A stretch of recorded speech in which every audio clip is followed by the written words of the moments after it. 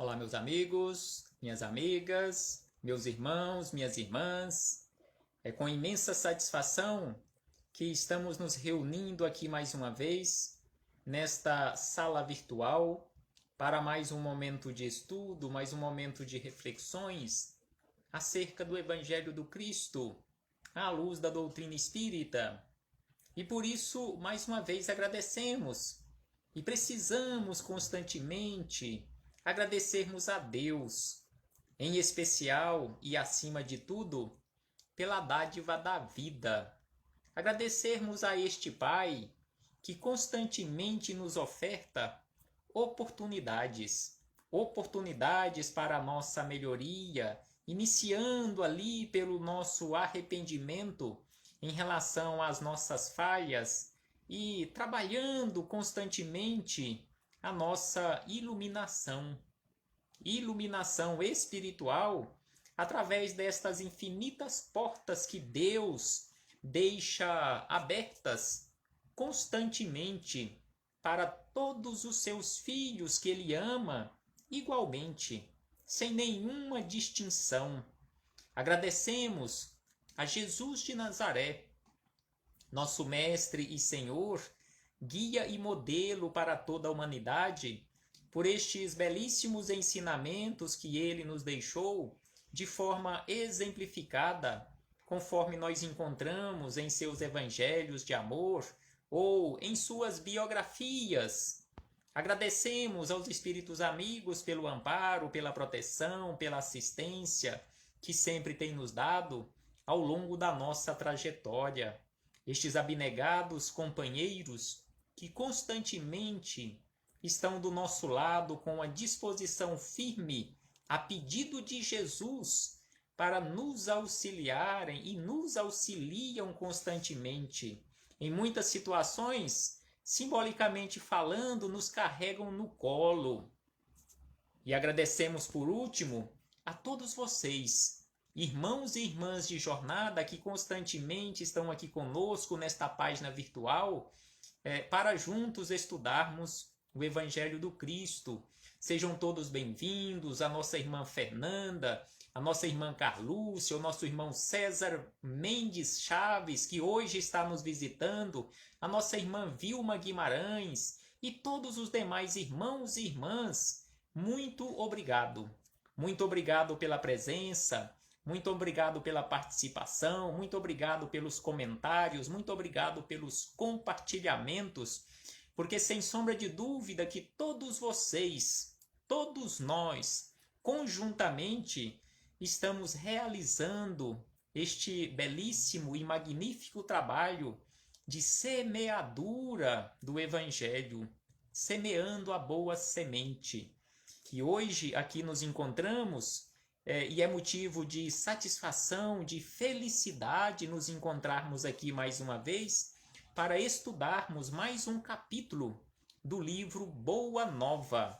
No nosso último encontro, nós estudamos o capítulo de número 24, onde Humberto de Campos narrou aqui de forma belíssima a ilusão do discípulo, aquela chamada traição de Judas, e dando continuidade aos estudos, à história, os bastidores desta história do Evangelho, Humberto de Campos nos traz aqui o capítulo de número 25, onde nós encontramos a última ceia.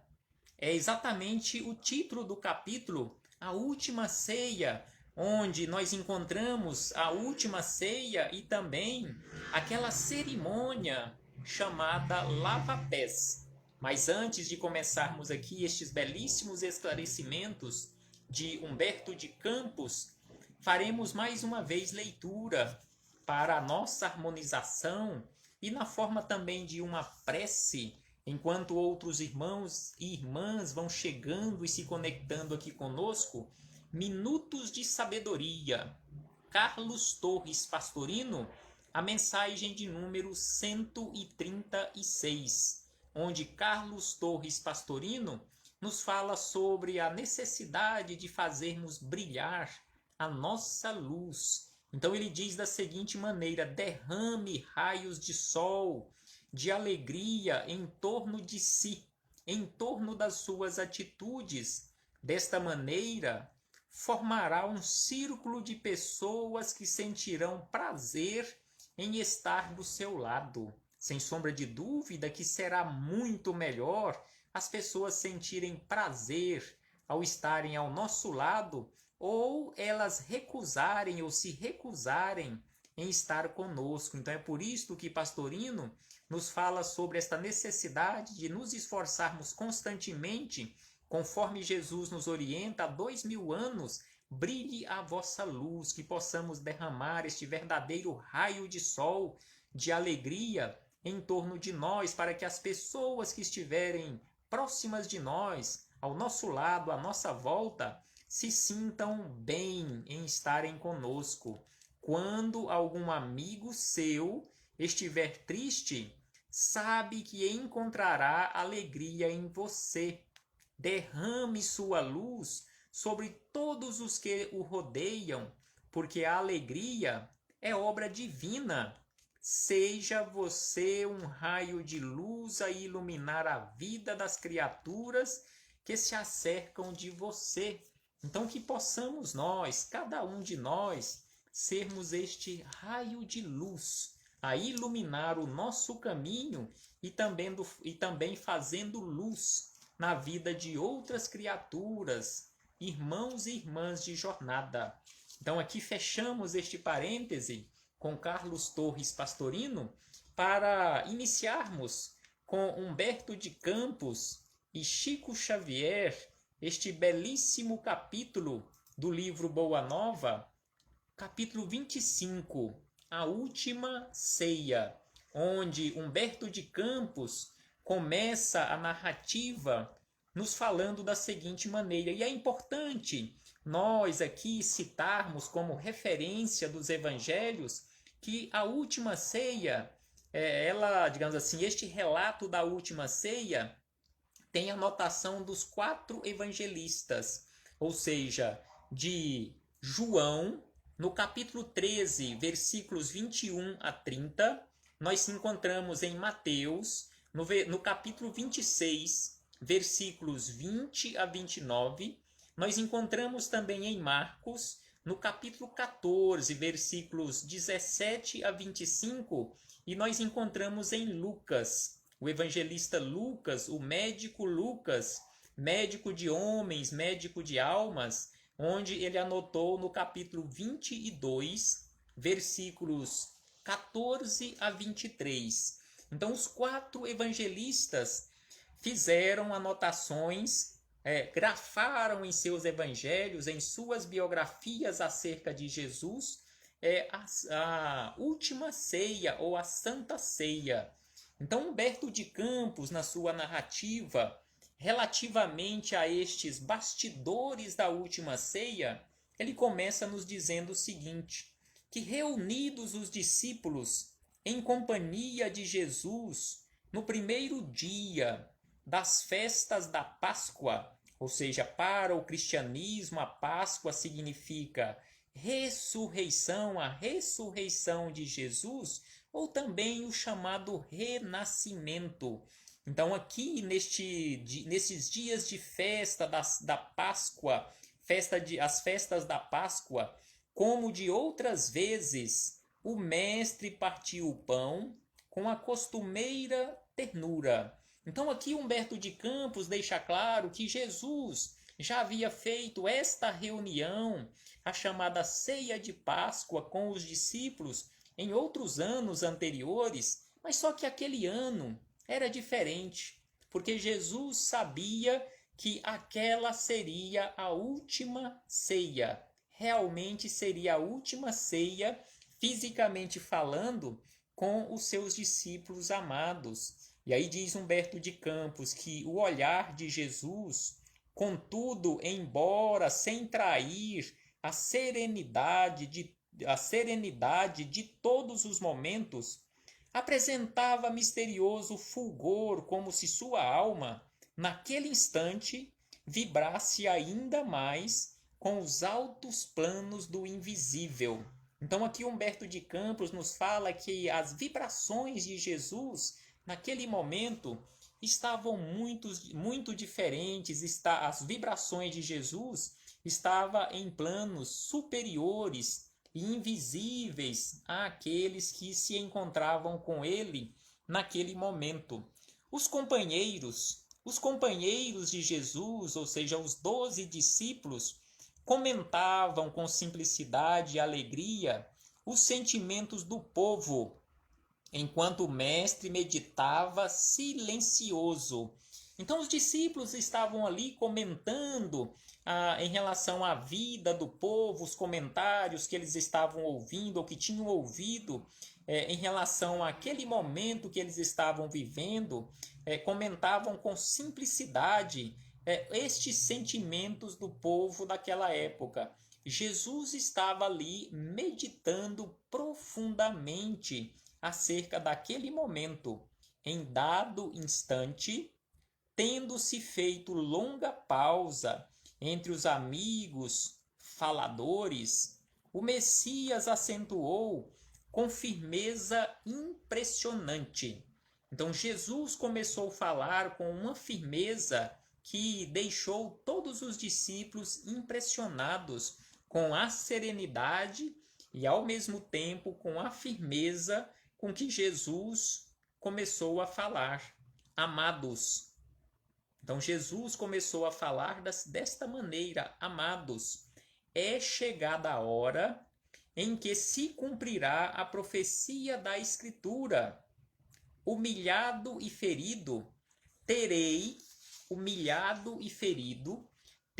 de ensinar em Jerusalém a necessidade do sacrifício próprio, para que não triunfe apenas uma espécie de vitória, tão passageira quanto as edificações do egoísmo ou do orgulho humanos. Então aqui Jesus já começa falando aos discípulos acerca do seu sacrifício, onde ele seria humilhado e ferido, e teria, neste caso, que ensinar em Jerusalém a necessidade do sacrifício próprio, para que não triunfe apenas uma espécie de vitória tão passageira quanto as edificações do egoísmo ou do orgulho. E Humberto de Campos acrescenta nas palavras de Jesus que os homens, nos fala Jesus, os homens têm aplaudido em todos os tempos as tribunas douradas, as marchas retumbantes dos exércitos que se glorificam com despojos sangrentos. Os grandes ambiciosos que dominaram à força o espírito inquieto das multidões. Entretanto, diz Jesus, eu vim de meu Pai para ensinar como triunfam os que tombam no mundo, cumprindo um sagrado dever de amor como mensageiros de um mundo melhor, onde reinam o bem e a verdade. Minha vitória é a dos que sabem ser derrotados entre os homens para triunfarem com Deus na divina construção de suas obras, imolando-se com alegria para a glória de uma vida maior. Então Jesus fala isto aos discípulos de uma forma firme, ao mesmo tempo serena, que ele estava pronto para o sacrifício, que o seu sacrifício, o seu próprio sacrifício, seria em prol de toda a humanidade, exemplificando aquela necessidade de nos sacrificarmos para transformarmos esta condição de orgulhosos, de vaidosos, em pessoas melhores, que os grandes ambiciosos dominam e dominavam naquela época pela força, pela imposição, pela força eles dominavam todas as multidões. Mas só que Jesus, conforme ele nos fala, eu vim de meu Pai para ensinar como triunfam os que tombam. E aí, Humberto de Campos diz na sequência que ante a resolução expressa naquelas palavras firmes, os companheiros se entreolharam ansiosos. E o Messias, ou seja, Jesus, continuou a falar: não vos perturbem, não vos perturbeis com as minhas afirmativas, porque em verdade, um de vós outros me há de trair hoje. Então aqui Jesus lembra, naquela reunião, a chamada última ceia, ele lembra que um dentre aqueles que estavam com ele, que estavam comendo e bebendo com ele, o trairia. Um de vós outros me há de trair.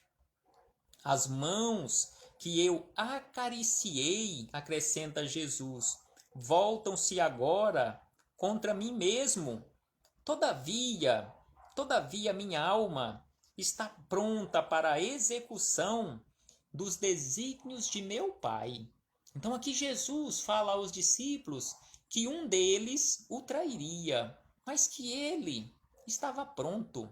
Ele estava pronto porque a alma dele estava ali prontinha para cumprir os desígnios do Pai de infinita bondade e amor, e era exatamente este Pai que ele tinha vindo representar e que ele tinha vindo exemplificar, que ele tinha vindo testemunhar, conforme logo depois ele falaria a Pilatos: eu vim testemunhar a verdade. Ou seja, Jesus veio testemunhar o próprio Deus de amor e misericórdia aqui na terra. E aí, na sequência, Humberto de Campos continua dizendo que a pequena assembleia fez-se lívida, com exceção de Judas, porque Judas já tinha, conforme estudamos no outro capítulo, no capítulo 24, Judas já tinha celebrado o acordo para entregar Jesus. E conforme também estudamos no último capítulo, não foi apenas Jesus que foi traído, mas talvez, quem sabe, Judas tenha sido não apenas o traidor, conforme ficou para a história, mas Judas tenha sido o maior traído, porque ele confiou naquelas pessoas, em especial ali do Templo de Jerusalém, as pessoas influentes daquela época, os políticos com quem ele conversou para celebrarem o acordo, ele confiou naquelas pessoas. Então nos diz aqui Humberto de Campos que Judas estava ali de uma forma tranquila, até certo ponto sereno. Então ele diz que a pequena assembleia se fez lívida, com exceção de Judas, que entabulara negociações particulares com os doutores do templo, faltando apenas o ato do beijo. Então havia sido acordado que ele entregaria Jesus para demonstrar e para indicar aos soldados quem realmente era Jesus. Ele indicaria através de um beijo. Então faltava, conforme nos diz aqui Humberto de Campos, apenas o ato do beijo para realmente entregar Jesus aos guardas romanos. A fim de consumar-se a sua defecção, ninguém poderia contar com as palavras amargas do Messias. Penosa, diz Humberto de Campos, penosa sensação de mal-estar se estabelecera entre todos. O filho de Iscariotes, ou seja, Judas, fazia o possível por dissimular as suas dolorosas impressões quando os companheiros se dirigiam ao Cristo com perguntas angustiosas ou angustiadas. Então os discípulos começaram a questionar a Jesus quem seria dentre eles aquele que o trairia. Então os discípulos estavam todos angustiados, encabulados e preocupados. Quem seria dentre aqueles que ali se encontravam, ou seja, os 12 que estavam com Jesus, quem seria o traidor? E exatamente Filipe que começa a questionar: quem será o traidor? Disse Felipe com estranho brilho nos olhos. Então Felipe estava, de uma certa forma, conforme nos diz aqui Humberto de Campos, ele estava provavelmente irado, estava possesso. Como iria acontecer, como poderia acontecer, dentre eles, um trair o mestre? Quem será o traidor? Disse Felipe com estranho brilho nos olhos. E aí diz na sequência Humberto de Campos, nas palavras de André: serei eu, Senhor? Indagou André ingenuamente. Mas afinal, objetou Tiago, filho de Alfeu, em voz alta: onde está Deus? Foi o questionamento de Tiago, não o Tiago, irmão de João, filho de Zebedeu, mas o Tiago, irmão de Tadeu e filhos de Alfeu e Cleófas. Então ele, Tiago, questionou a Jesus: onde está Deus que não exorciza ou que não distancia semelhante perigo ou que não conjura semelhante perigo? Onde está Deus que não protege o Senhor? Onde está Deus que irá deixar que algo assim aconteça? E aí, na sequência, Humberto de Campos anotou da seguinte maneira: Jesus que se mantivera em silêncio ante as primeiras interrogações, ergueu o olhar para o filho de Cleófas, ou seja, para Tiago, que havia questionado onde está Deus que deixa isso acontecer ou que irá deixar que isto aconteça, e o advertiu. Então Jesus advertiu Tiago da seguinte maneira: Tiago, faze calar a voz de tua pouca confiança na sabedoria que nos rege os destinos. Então Jesus lembrou a Tiago que quando ele fez aquele questionamento: onde está Deus? Por que Deus deixa que isto aconteça ou irá deixar que isto venha acontecer? Então Jesus lembra a ele: faze calar a voz de tua pouca confiança na sabedoria que nos rege os destinos. Ou seja, você não tem confiança em Deus?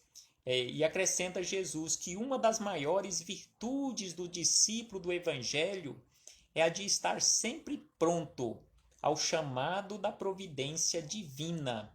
Uma das maiores virtudes do discípulo do Evangelho é a de estar sempre pronto ao chamado da providência divina. Não importa, disse Jesus a Tiago e a todos nós, não importa onde e como seja o testemunho de nossa fé. O essencial é revelarmos a nossa união com Deus em todas as circunstâncias. É indispensável não esquecer nossa condição de servos de Deus, para bem lhe atendermos ao chamado nas horas de tranquilidade ou de sofrimento.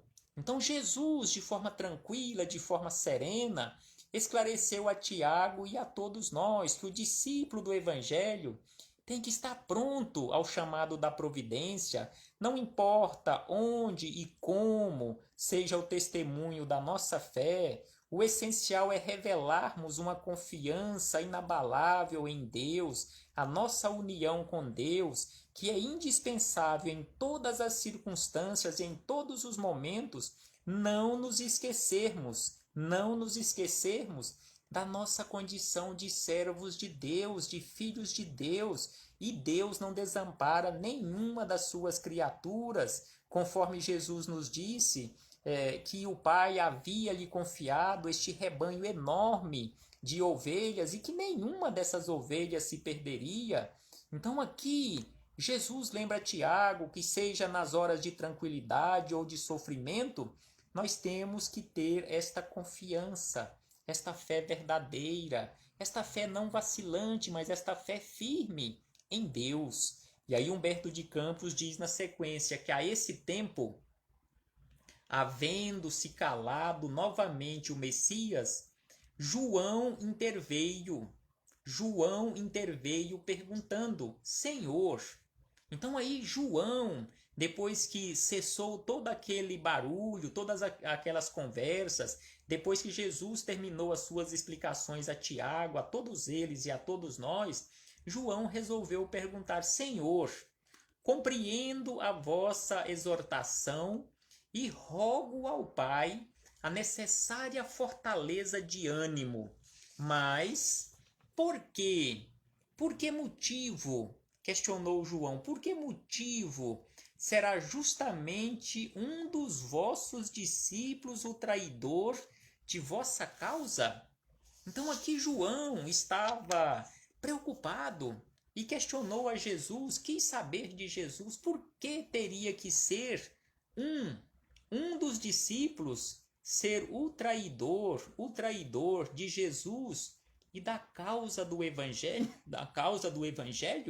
E aí acrescenta: já nos ensinastes, diz João a Jesus, afirmando a Jesus, já nos ensinastes que para se eliminarem do mundo os escândalos, outros escândalos se tornam necessários. Contudo, ainda não pude atinar, ainda não pude entender a razão de um possível traidor em nosso próprio colégio de edificação e de amizade. Então João, de uma forma franca, de uma forma tranquila, serena, revelou a Jesus: Senhor, eu até agora não pude entender qual a razão, qual o motivo, por que do nosso meio ter que sair um traidor ali do nosso próprio colégio de edificação e de amizade. Não poderia ser de fora? Porque tem que ser daqui do nosso colégio de fraternidade? Jesus pousou no interlocutor os olhos serenos e acentuou: João, em verdade, cumpre-me afirmar que não me será possível dizer-vos tudo agora. Entretanto, mais tarde enviarei o Consolador, que vos esclarecerá em meu nome, como agora vos falo em nome de meu Pai. Então aqui João recebeu de Jesus esta resposta e ao mesmo tempo uma promessa, conforme nós encontramos no Evangelho de João, anotações do próprio João, quando Jesus disse que mais tarde enviaria o Consolador, que vos esclarecerá em meu nome, que esclarecerá tudo o que eu não pude esclarecer agora, porque vocês não têm condições de entender mais. Mais tarde, quando tiver um pouco mais avançado em intelectualidade, em ciência, eu mandarei o Consolador, que aí sim vocês entenderão um pouco mais. Exatamente cumprindo esta promessa de Jesus, que em 1857, mais precisamente 18 de abril de 1857, veio a lume a primeira obra da codificação espírita, a primeira edição de O Livro dos Espíritos, o Consolador Prometido, na condição de o Espiritismo, o Consolador, o Espírito de Verdade, e também a doutrina espírita nesta condição de consoladora, de esclarecedora para todos nós. Então Jesus, cumprindo esta promessa que fez a João e a todos nós, 1857 anos depois, ele nos mandou, com a coordenação dele próprio e uma quantidade enorme, uma pleiade de espíritos amigos e superiores, começou a ser organizado e materializado aqui na Terra A doutrina espírita que nós conhecemos nos dias de hoje e que estamos aqui estudando, este belíssimo livro Boa Nova, que é uma obra complementar do Evangelho de Jesus, esclarecimentos acerca do Evangelho de Jesus e também da doutrina espírita. Então, na sequência, Humberto de Campos nos diz: e detendo-se um pouco a refletir, continuou para o discípulo em particular. Então, aqui, Humberto de Campos diz que Jesus, após um curto tempo, ele continuou esclarecendo de forma particular ao discípulo amado, aquele mais novo, era um rapaz novinho no grupo, era o mais jovem, João, o discípulo amado, a quem do alto da cruz ele entregaria Maria. Mulher, eis aí o teu filho. Filho, eis aí a tua mãe, diz Jesus a João, entregando Maria aos cuidados de João e João aos cuidados de Maria. E João, como nós sabemos, cumpriu a sua missão, cumpriu a sua tarefa até os últimos minutos da vida física de Maria, porque João cuidou de Maria até o seu desencarne, conforme já relatamos, na cidade de Éfeso, na Turquia, onde até hoje tem lá a casinha da Mãezinha Santíssima, nos arredores de Éfeso, na Turquia, onde morou João e Maria. João cuidando de Maria e Maria cuidando de João. Então diz Jesus a João: ouve, João. Os discípulos de Deus, nos esclarece Jesus, os discípulos de Deus, se são insondáveis, também são invariavelmente justos e sábios. Ou melhor, os desígnios de Deus, não os discípulos, os desígnios de Deus, se são insondáveis. Então Jesus afirma ao João: os desígnios de Deus são insondáveis, mas também são invariavelmente justos, justos e sábios. O escândalo desabrochará em nosso próprio círculo bem-amado, mas servirá de lição a todos aqueles que vierem depois de nossos passos no divino serviço do Evangelho. Ou seja, Jesus esclarecendo a João e a todos nós que aquele escândalo que iria acontecer, um traidor ali dentro do próprio círculo deles, do colégio apostólico, serviria de lição para toda a posteridade.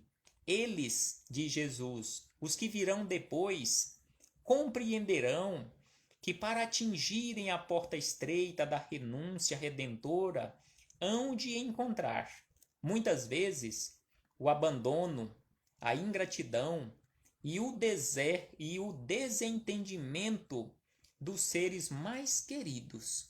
Então Jesus lembra João que nós entenderíamos no futuro, assim como aconteceu com ele e com todos eles, que nós iríamos também passar por abandono, por ingratidão e por desentendimentos, como acontece até nos dias de hoje. Nos círculos de fraternidade, ainda acontecem estas coisas de abandono, ingratidão. Quanto desentendimentos nas igrejas, nos templos evangélicos, nos centros espíritas, às vezes naqueles centros, naqueles grupos, naquelas organizações de fraternidade que parecem ser tão sólidas, de uma hora para outra instala ali o desentendimento e parece que tudo vem abaixo. Então Jesus lembra a ele que nós compreenderíamos no futuro que para atingirmos esta porta estreita da renúncia redentora, nós teríamos de encontrar muitas vezes o abandono, a ingratidão e o desentendimento dos seres mais queridos. Isso revelará a necessidade de cada qual firmar-se no seu caminho para Deus, por mais espinhoso e sombrio que ele seja. Então Jesus lembra João que cada um precisa realmente realizar o seu trabalho de transformação, fazendo esta escalada, esta caminhada por caminhos estreitos, por caminhos pedregosos, cheios de buracos, cheio de espinhos, mas é preciso seguir adiante. E ainda diz, o apóstolo impressionara-se vivamente com as derradeiras palavras do mestre e passou a meditar sobre seus ensinos. Então Humberto de Campos fala que João ficou intimamente impressionado com os esclarecimentos de Jesus, calou-se e ficou a meditar acerca daqueles esclarecimentos que ele jamais esqueceria. E na sequência, Humberto de Campos continua que as sensações de estranheza perduravam em toda a assembleia. Jesus então levantou-se e, oferecendo a cada companheiro um pedaço de pão, exclamou.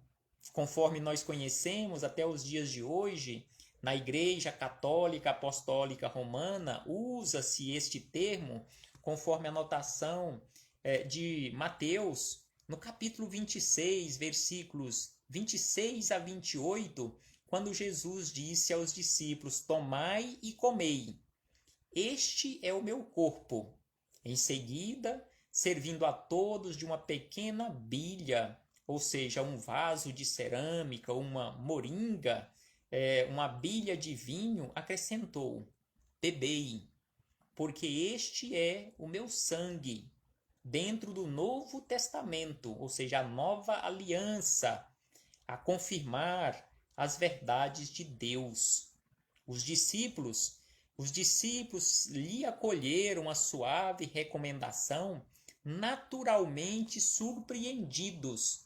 Então eles ficaram surpreendidos com aquela atitude de Jesus ao ofertar o pão como sendo o seu próprio corpo, o vinho como sendo o seu próprio sangue.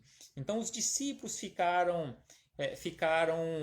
digamos assim, surpreendidos. E Simão Pedro,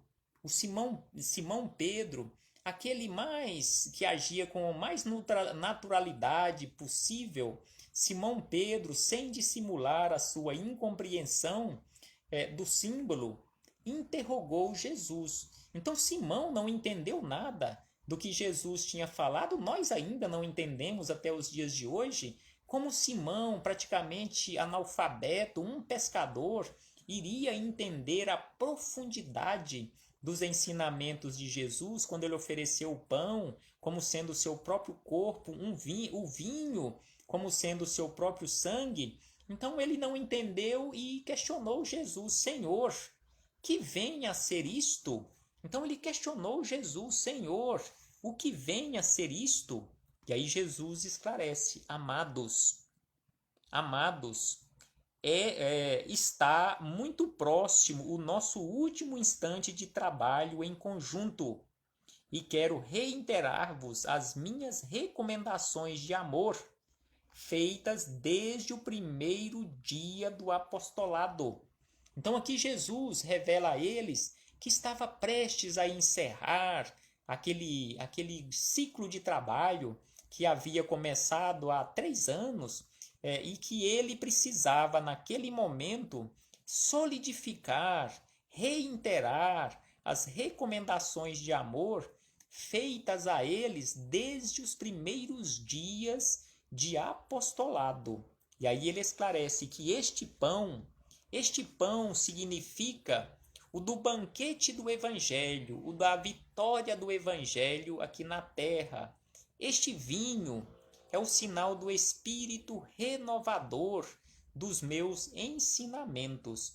Então ele esclarece a Pedro, aos demais e a todos nós o significado do pão e do vinho, aquele laço que ele estava fazendo, aquele selo que ele estava colocando ali naquela amizade, naquele núcleo de fraternidade, não só para aquele momento, mas para a posteridade, a vitória do Evangelho. Este pão significa o banquete da festa do Evangelho, da vitória do Evangelho. E este vinho é o sinal do espírito renovador, porque o vinho é extraído ali da uva, passa por todo um processo de purificação, de decantação, e até chegar àquela condição de um vinho puro. Então ele diz que o vinho é o sinal do espírito renovador, ou do espírito renovado dos meus ensinamentos. Constituirão o pão e o vinho, diz Jesus, constituirão o símbolo de nossa comunhão perene. Então, o pão e o vinho constituirão e serão o símbolo da nossa união permanente. Não haverá o desenlace ou a dissolução dos nossos laços de amizade. Os nossos laços de amizade, que terão como símbolo o pão e o vinho, serão permanentes no sagrado idealismo do amor, com que operaremos no mundo até o último dia para a vitória do Evangelho.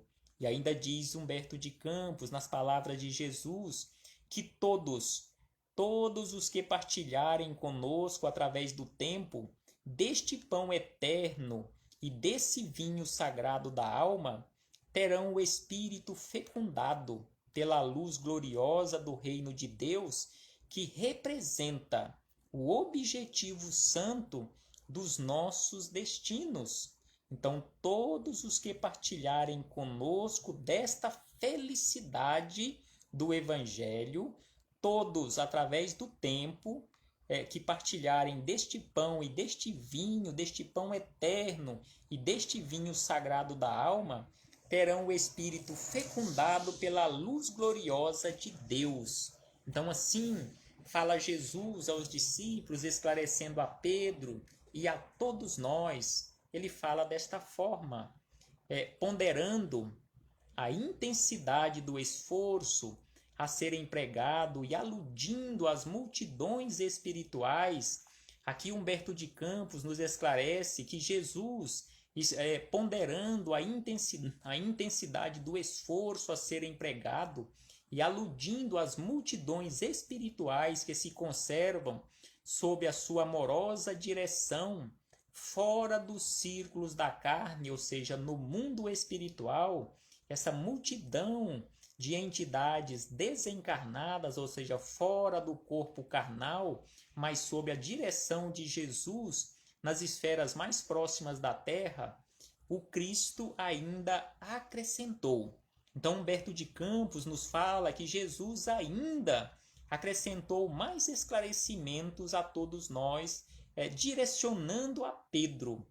Imenso é o trabalho.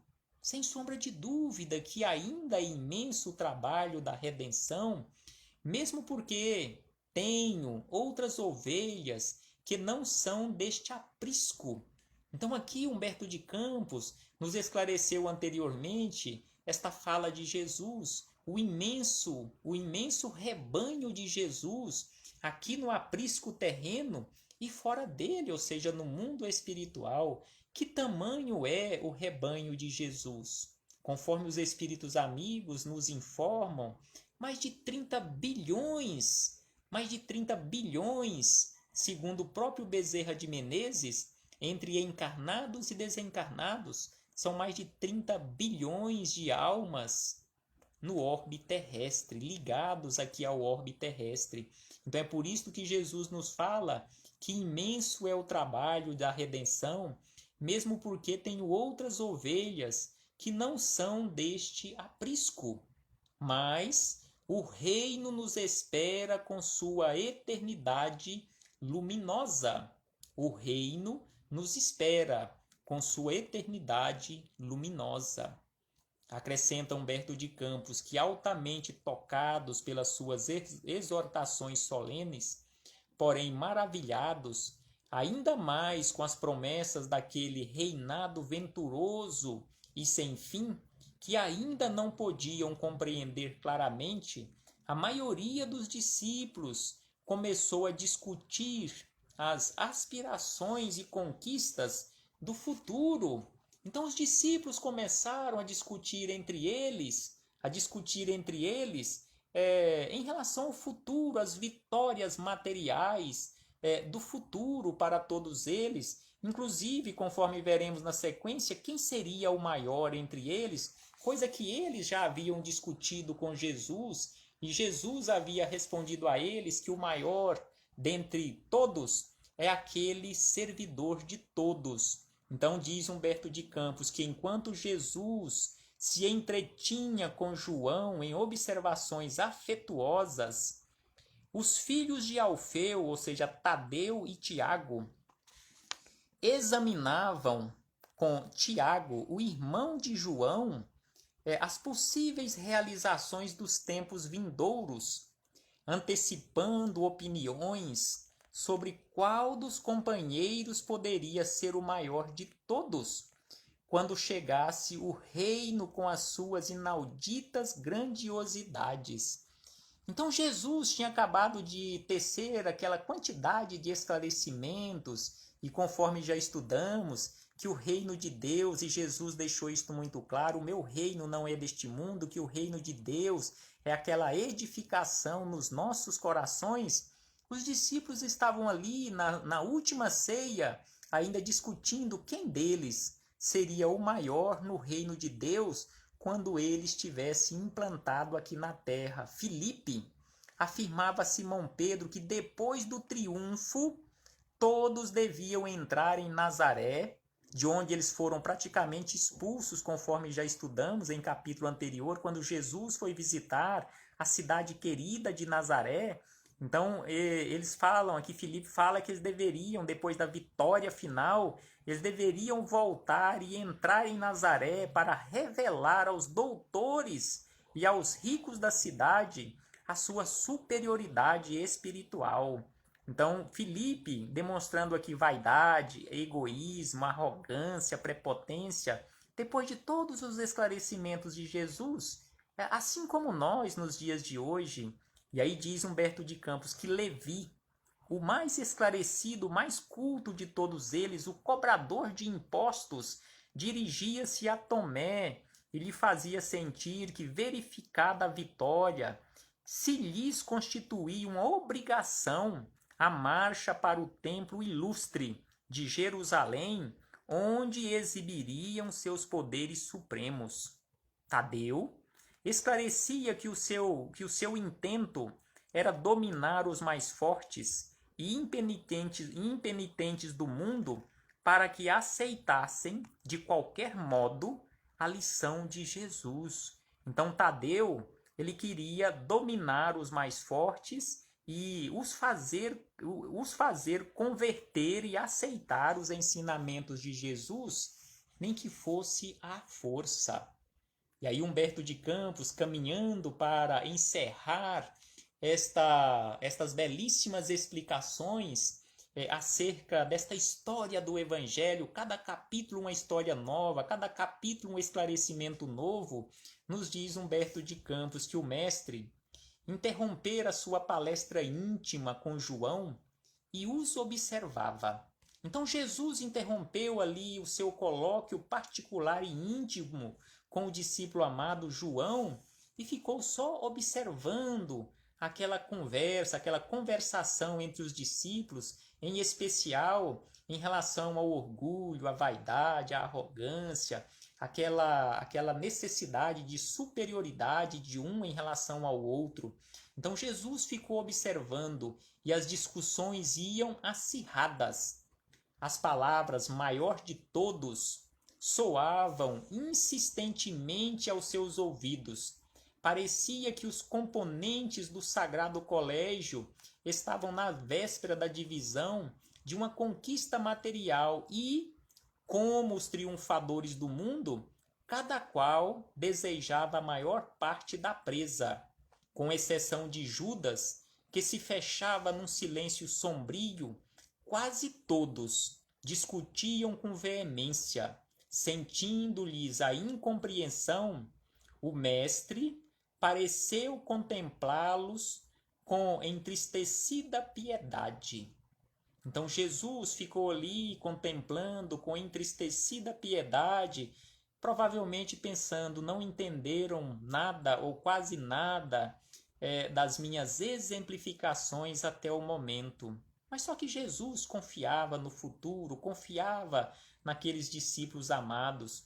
E aí, na sequência, Humberto de Campos traz aqui de uma forma rápida e breve aquela narrativa acerca do lava-pés, onde Jesus, após esses colóquios, e que faz parte ali da última ceia, Jesus, após contemplar toda aquela briga, aquelas discussões acirradas entre os discípulos, principalmente aquele que seria o maior de todos, aí diz Humberto de Campos que nesse instante, conforme nós encontramos na narrativa acerca desta chamada cerimônia de lava-pés, mas que na verdade é um fato histórico, que passou a condição de uma cerimônia, de um símbolo, mas é um fato histórico, e que foi anotado apenas pelo evangelista João, no capítulo 13, versículos de 1 a 20. Então, a cerimônia de lava-pés, apenas João, só no Evangelho de João, nós aí encontramos. E diz Humberto de Campos que nesse instante os apóstolos observaram que ele se erguia, ou seja, que Jesus se erguia da mesa, se levantava da mesa. Com o espanto de todos, despiu a túnica singela que cingiu-se e cingiu-se com uma toalha em torno do seu corpo. Então Jesus levantou-se da mesa e, para espanto de todos, ele despiu a túnica e cingiu-se com uma toalha em volta do seu corpo, à moda dos escravos mais íntimos, a serviço dos seus senhores. Apenas aqueles escravos mais íntimos faziam isto que Jesus ia fazer na sequência, que era exatamente lavar os pés dos seus discípulos.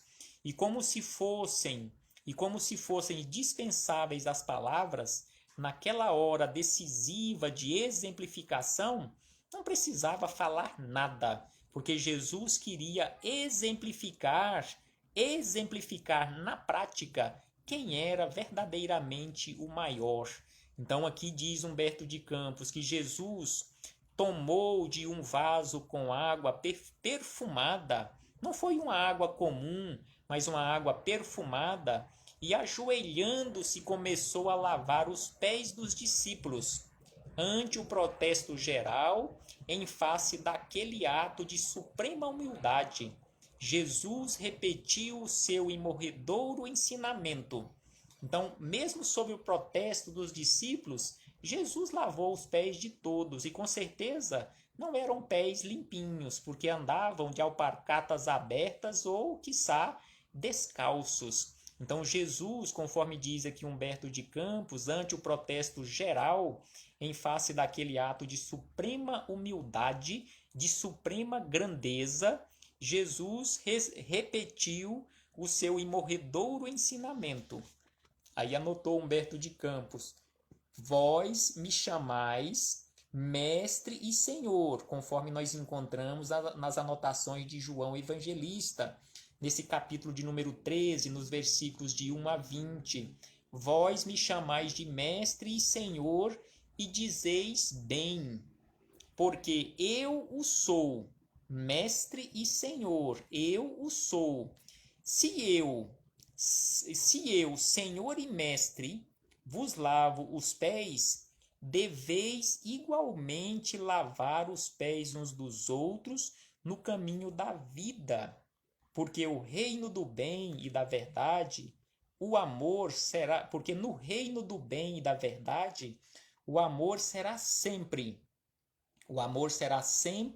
aquele que se fez sinceramente, ou melhor, o maior será sempre aquele que se fez sinceramente o menor de todos. Ou seja, no reino do bem e do amor e da verdade, o maior de todos será sempre aquele que se fez o mais humilde, que se fez o escravo, que se fez o servidor de todos. Então este, sem sombra de dúvida, conforme Jesus nos ensina em outras passagens evangélicas, que aquele que se exalta será humilhado, e aquele que se humilhar ou que colocar-se naquela condição de humildade no reino de Deus será exaltado. E aqui Jesus exemplifica na prática, nesta cerimônia de lava-pés, se tornando o servidor de todos, se tornando aquele escravo humilde,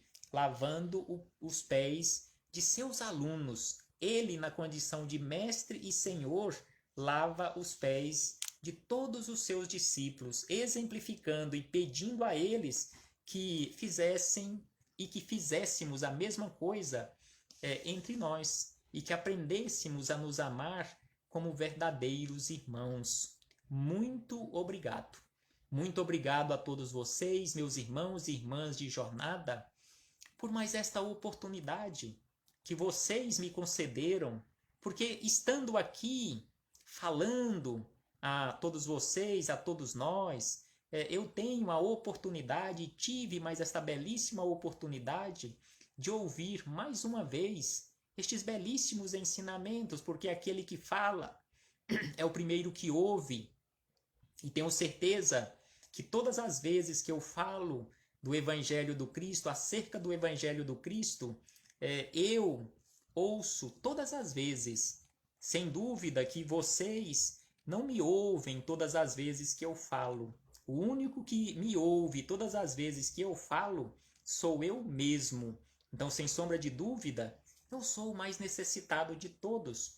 É por isso que eu falo bastante, falo constantemente acerca do Evangelho e nessa busca constante acerca desta verdade, sem sombra de dúvida, um dia alcançaremos. É por isso que estamos nos esforçando e dividindo com todos vocês estas oportunidades do aprendizado. Um abraço fraternal a todos e até a próxima oportunidade. Até o nosso próximo encontro, onde no capítulo de número 26, dando sequência nesta narrativa histórica do Evangelho, Humberto de Campos nos traz no capítulo 26 a negação de Pedro. Até breve, meus irmãos e irmãs, quando aqui pretendemos nos reencontrar para mais belíssimos esclarecimentos. Abraço fraternal com Jesus de Nazaré.